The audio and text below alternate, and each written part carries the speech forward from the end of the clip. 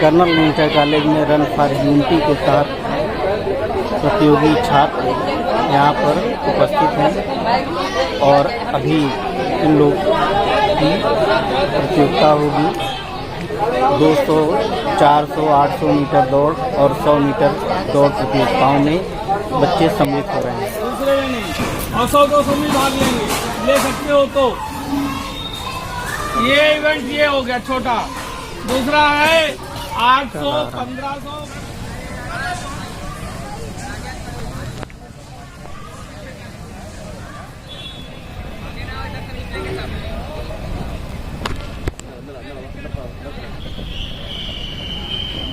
अंदर से कर रहे हैं कि बाहर से? अंदर खड़ा अंदर से ही।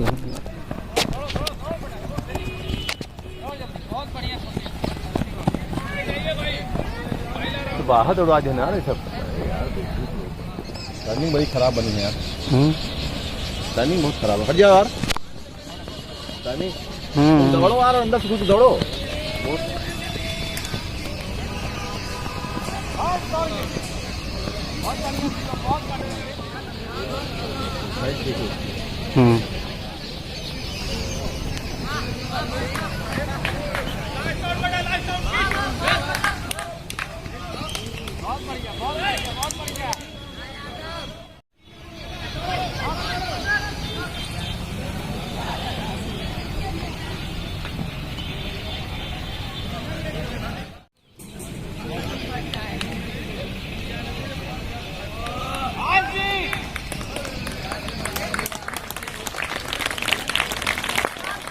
सेकेंड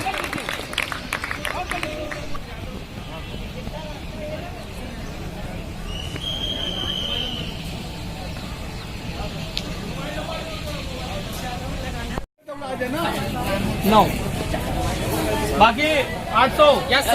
400। 400 2 बार कराई 100-200 वाले चला 100-200 वाले पीछे हटो।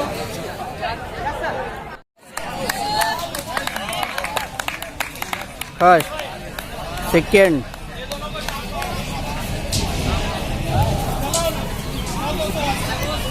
थर्ड।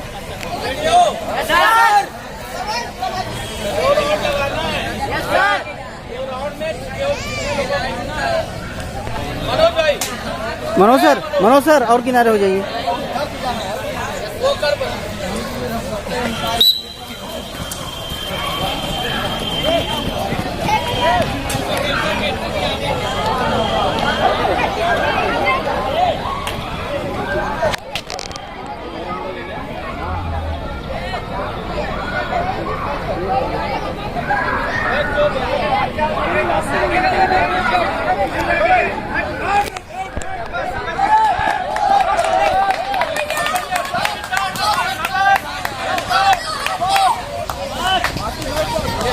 आगे वाला क्या देखा मैंने?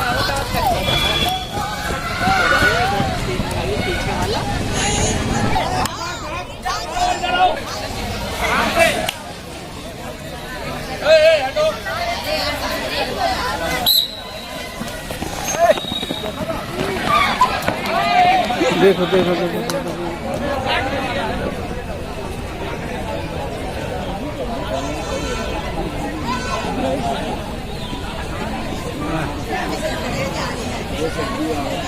उधर से लाइन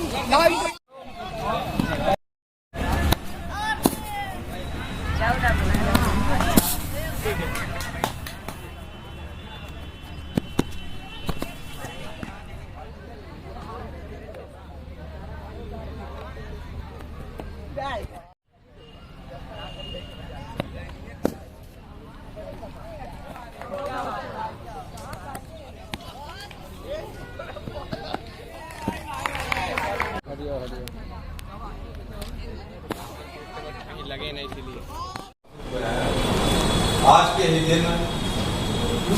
पटेल जी का जन्म हुआ था और जन्म के उपरांत विभिन्न आयामों से शिक्षा ग्रहण कर उपराष्ट्रपति, वो उपराष्ट्रपति, उप प्रधानमंत्री और अनेक देश के लिए अनेक कार्यक्रमों में प्रतिभाग किया। और इनका सबसे जो महत्वपूर्ण कार्य रहा है, तो कई रियासतों को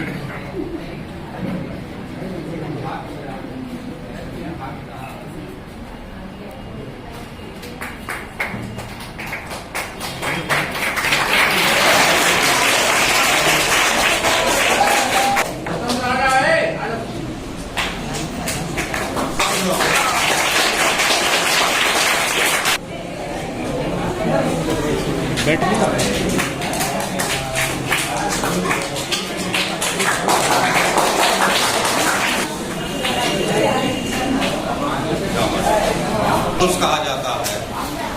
लौह पुरुष का तात्पर्य यह है कि आप बहुत रिजिड व्यक्ति थे, अपने सिद्धांतों से समझौता नहीं करते थे।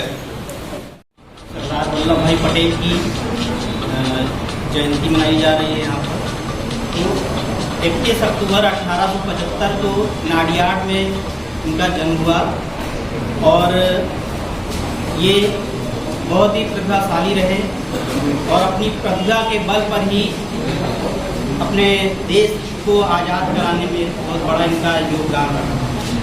और इन्होंने भारत की 562 रियासतें थी, उन रियासतों में सब अपने अपने छोटी छोटी रियासतों को एक राज्य मानते थे, अपना देश मानते थे।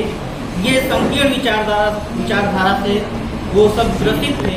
तो इन्होंने भारत को एक करने के लिए, जितनी भी रियासतें थी उन सबको एक करने के लिए इन्होंने संकल्प लिया और पूरे भारत में भ्रमण करके सभी रियासतों को एक करने का प्रयास किया और उसमें सफल भी रहे। 3 ऐसे राज्य रियासतें थी जो विलय करने से इनकार कर दिए, वो है जूनागढ़, हैदराबाद और कश्मीर। लेकिन इन्होंने उसमें भी जूनागढ़ को और हैदराबाद को विलय करने में सफलता अर्जित कर ली। साम दाम दंड आदि नीतियाँ अपनाकर इन्होंने किसी तरह से विलय कर लिया।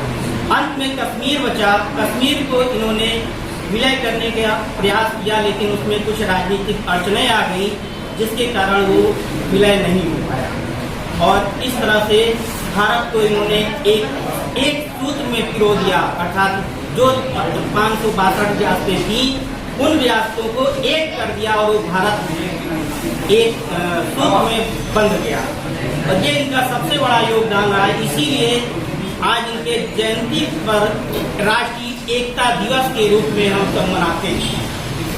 मुख्य कारण यही है कि उन्होंने भारत को एक करने का जो अद्भुत अतुलनीय प्रयास किया, उसी प्रयासों के कारण राष्ट्रीय एकता दिवस के रूप में हम सब यहाँ मनाते हैं। और ये स्मरण करें कि हम सब एक हैं और एक हमेशा रहें।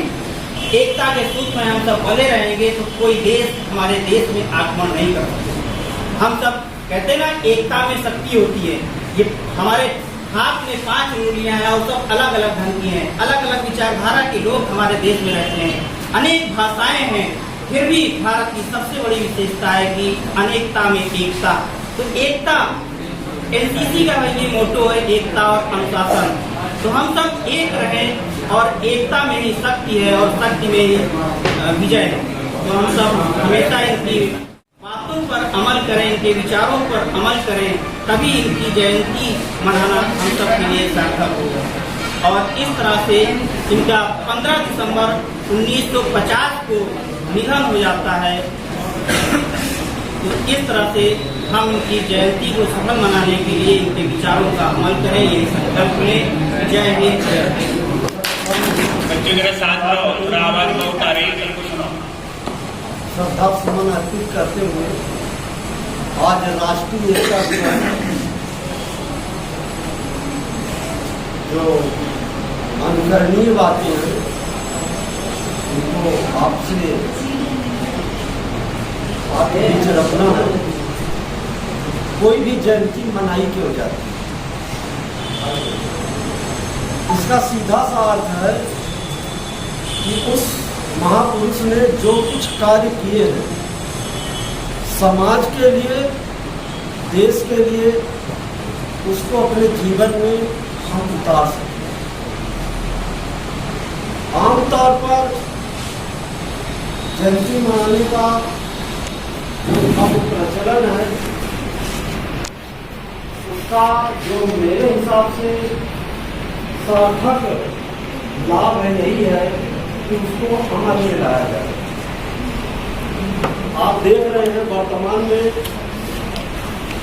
हम अमल में लाते हैं, और अगर आप अमल में लाते हैं तो लोगों को दिखेगा। कह देने भर से साथ में जब हम किसी भी महापुरुष के जीवन वृत्त को देखते हैं तो यह निश्चित रूप से एक बात समझ में आती है कि उसकी सोच कैसी है। आप अपने जीवन में वही बनते हैं, वही बन जाते हैं जैसा कि आप सोचते हैं। निसंदेह इन्होंने एक और बड़ी बात आपके लिए रखी है कि हमें बड़ा सोचना है। बड़ा सोच तभी आप सकते हैं जब आपके अंदर लोगों को साथ लेकर चलने की भावना रहे। अगर कोई व्यक्ति पक्षपातपूर्ण ढंग से कार्य करता है निसंदेह वो लोगों को एक सूत्र में नहीं बांध पाएगा। कि आज हम लोग विद्यालय में सरदार वल्लभ भाई पटेल जी की जयंती मनाने के लिए यहाँ एकत्र हुए हैं और हमारे पूर्व के वक्ताओं ने आपको सरदार वल्लभ भाई पटेल के विषय में विस्तृत में जानकारी दी है। मैं आपको बताना चाहता हूँ कि सरदार वल्लभ भाई पटेल छात्र जीवन में जिस उम्र में उनको स्नातक की डिग्री मिलनी चाहिए थी उस उम्र में उन्होंने हाई स्कूल की पास किया था।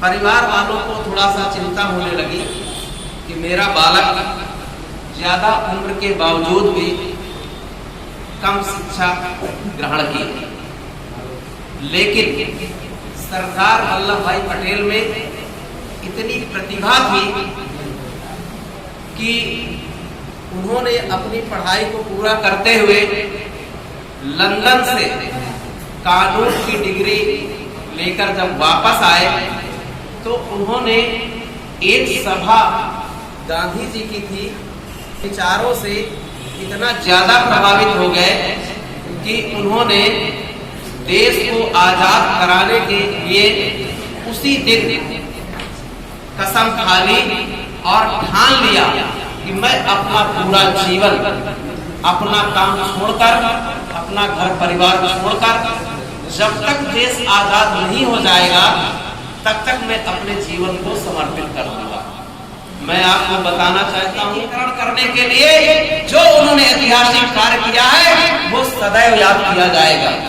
जैसा कि आप जानते हैं कि सरदार वल्लभ भाई पटेल को उस समय तत्कालीन परिस्थितियों को देखते हुए, उनकी कार्य क्षमता को देखते हुए, उनकी प्रतिभा को देखते हुए उस समय उनको प्रधानमंत्री बनाया जा रहा था।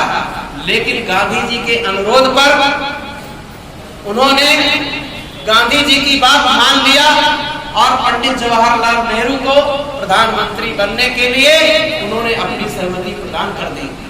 उस समय उनको उप प्रधानमंत्री के पद पर और बहुत बड़ी जिम्मेदारी गृह मंत्री के पद पर उनको नियुक्त किया गया और अपनी जिम्मेदारी का एहसास करते हुए खुशी खुशी उन्होंने भारत का एकीकरण किया, जिसमें हमारा कश्मीर छूट गया था और उनका सपना था कि भारत में कश्मीर भी जुड़े और आज उनके सपनों को साकार आज पूरा हो गया उनका सपना और कश्मीर भी हम लोगों के साथ है। मैं सरदार वल्लभ भाई पटेल को कोटि कोटि नमन करते हुए उनको श्रद्धांजलि अर्पित करता हूँ। दिन किसी का बहुत खुशी के साथ मनाते हैं।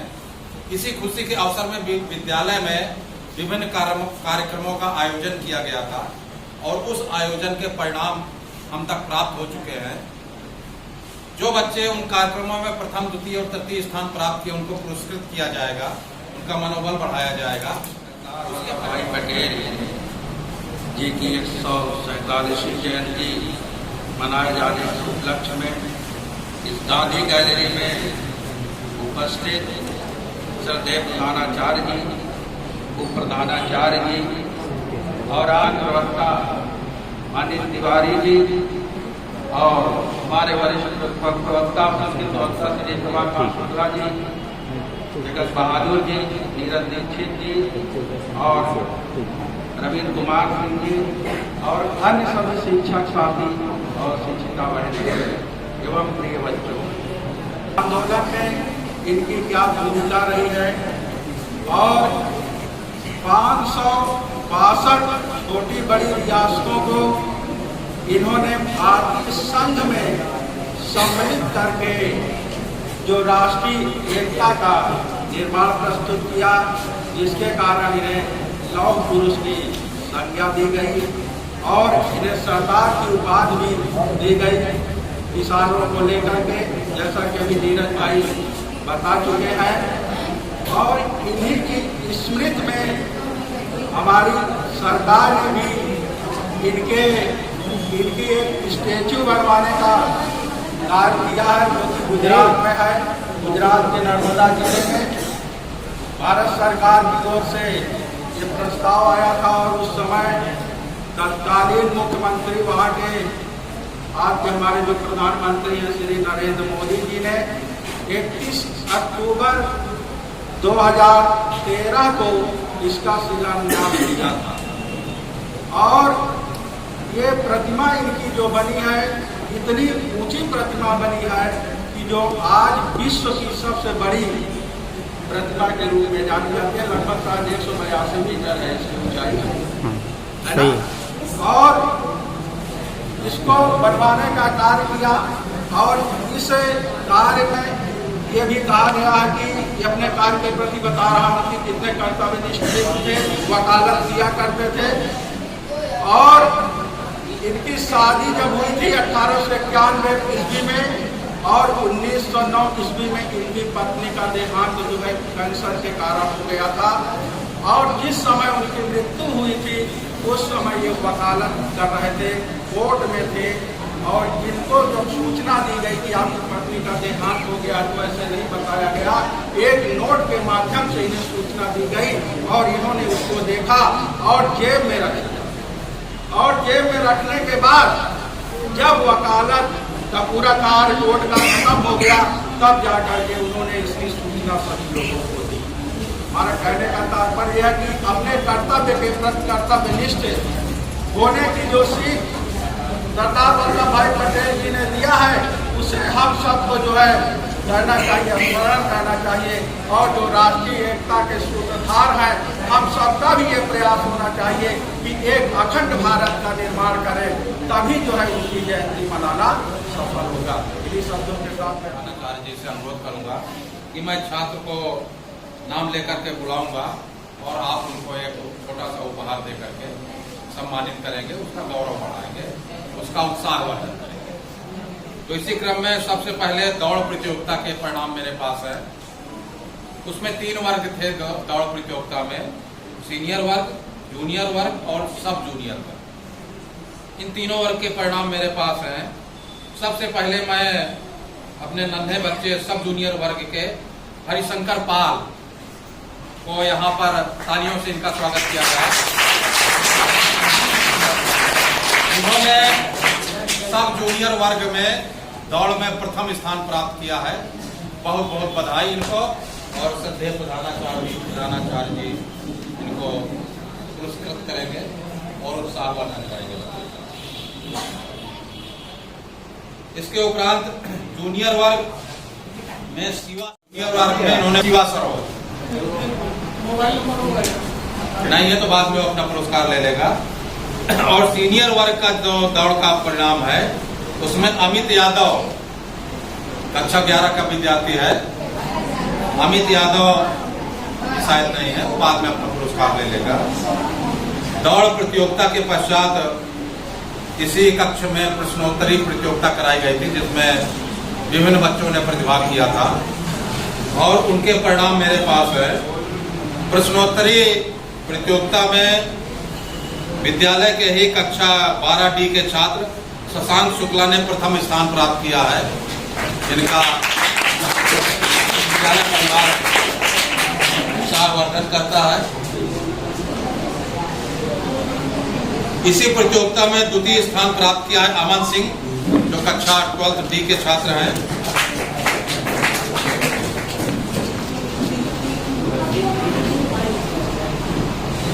और तृतीय स्थान प्राप्त किया है ऋतुराज कनौजिया, जो कक्षा 11D के छात्र हैं। ऋतुराज है। इसके उपरांत विद्यालय में कला प्रतियोगिता कराई गई थी। श्री योगेश त्रिपाठी और श्रीमती पूर्णिमा देवी जी के नेतृत्व में उनकी कृतियां भी मेरे समक्ष रखी हुई है। तृतीय स्थान प्राप्त किया है उज्जवल निषाद, कक्षा 7 का छात्र है। इसने सरदार वल्लभ भाई पटेल जी का चित्रांकन किया है, बहुत अच्छा किया है और आगामी भविष्य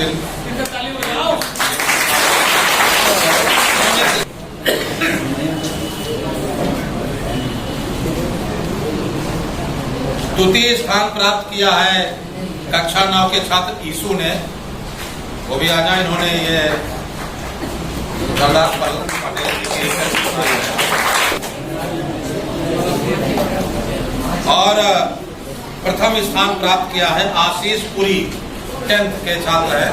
इन्होंने ये सरदार वल्लभ भाई पटेल जी का चित्र रेखा चित्र किया है, काफी मिलता हुआ है पटेल जी से।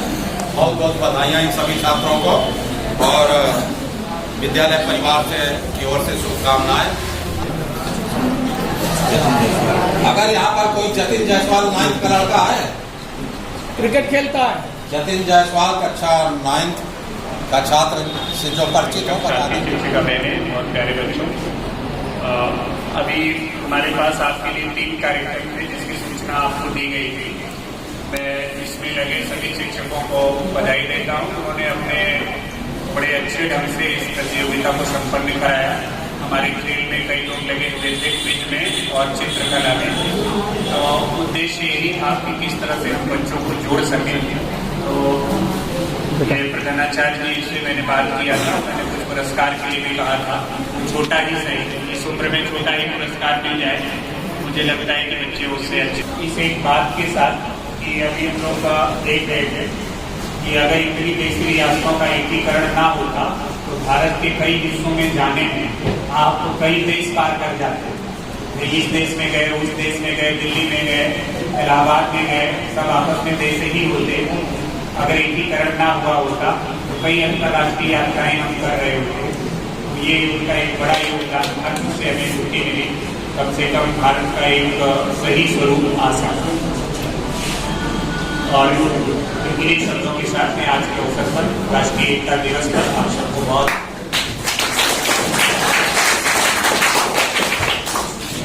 एकता और अखंडता, एकता और अनुशासन, ये सभी किसी समाज के मूल सिद्धांत होते हैं जिनके बल पर समाज आगे बढ़ता है, विकास करता है।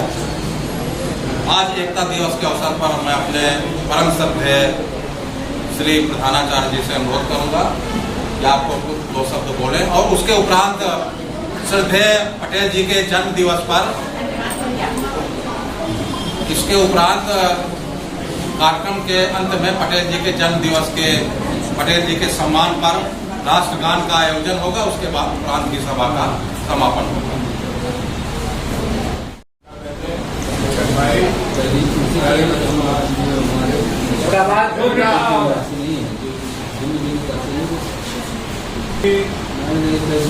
बनाने के लिए हम लोग इकट्ठा हुए। बहादुर जी ने, मनोज जी ने बहुत सी बातें बुलाई, कुछ चीजें इन्होंने स्पष्ट नहीं की तो हम स्पष्ट कर दे रहे हैं।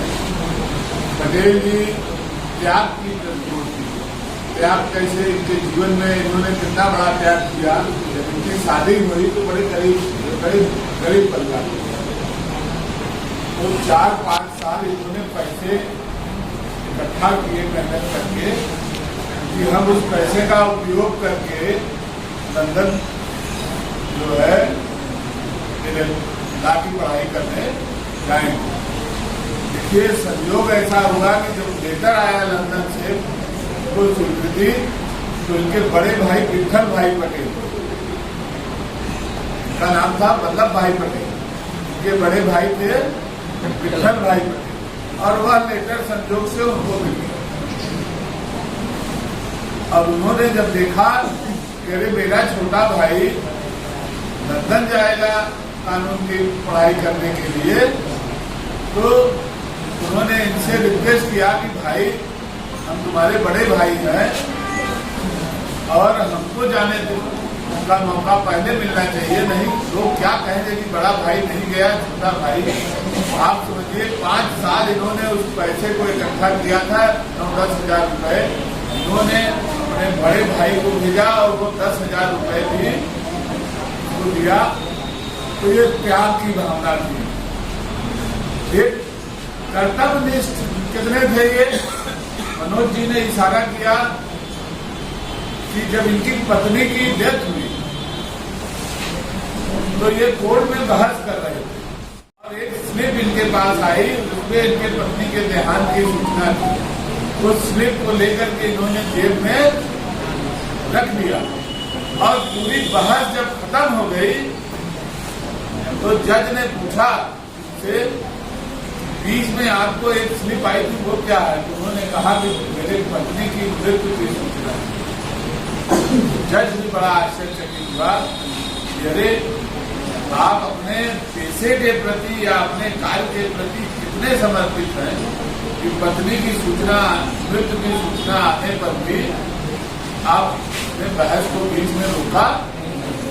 तो कार्य के प्रति समर्पण कितना। बहुत से रियासतों में स्वेच्छा से भारत में मिलने का प्रस्ताव दिया, लेकिन काफी सभी रियासतें मिल गई, लेकिन 2 रियासत ऐसी थी, एक तो पाकिस्तान सीमा से सटी हुई जो बेटा पाकिस्तान की सीमा से सटा हुआ जोधपुर है। जोधपुर के राजा जो थे वो पाकिस्तान से मिलना चाहते, और एक है जूनागढ़ गुजरात में, जूनागढ़ की रियासत भी पाकिस्तान से मिलना चाहती, लेकिन उन्होंने इन्हीं के विशेष प्रयास से ये दोनों रियासतें भारत में मिली और छोटे छोटे और भी रियासतें। तो हमको इनके जीवन से ये सीख लेना चाहिए कि कैसे हम अपने कामों के प्रति कितना समर्पण हो, सफलतापूर्वक संपन्न करने के लिए जितने लोगों ने सहयोग किया वो उनको बहुत बहुत धन्यवाद। और आज जो प्रतियोगिताएं हुई उसमें जितने लोगों ने भाग लिया वो सभी बधाई के पात्र हैं। भाग लेना महत्वपूर्ण है, पुरस्कार जीतना उतना महत्वपूर्ण नहीं। जब आप भाग लेंगे तो आप निश्चित रूप से एक दिन पुरस्कार प्राप्त करेंगे। जब आप प्रतियोगिता में भाग नहीं लेंगे तो कैसे पुरस्कार प्राप्त है ना? तो जब भी प्रतियोगिताएं हो तो आपको ज्यादा से ज्यादा संख्या में बच्चों को भाग लेना चाहिए। ठीक है, इसी बात के साथ वरिष्ठ अनुशासन अधिकारी श्रीमती हेमा त्रिपाठी जी से अनुरोध करूंगा तो आए और 2 शब्दों के साथ राष्ट्रगान कराएं। और राष्ट्रगान कराने के उपरांत ये सभा खुशी खुशी समाप्त हो जाए। सभा में उपस्थित हमारे प्रधानाचार्य जी को मैं धन्यवाद देना चाहती हूँ कि उन्होंने हम लोगों को ये प्रदान किया।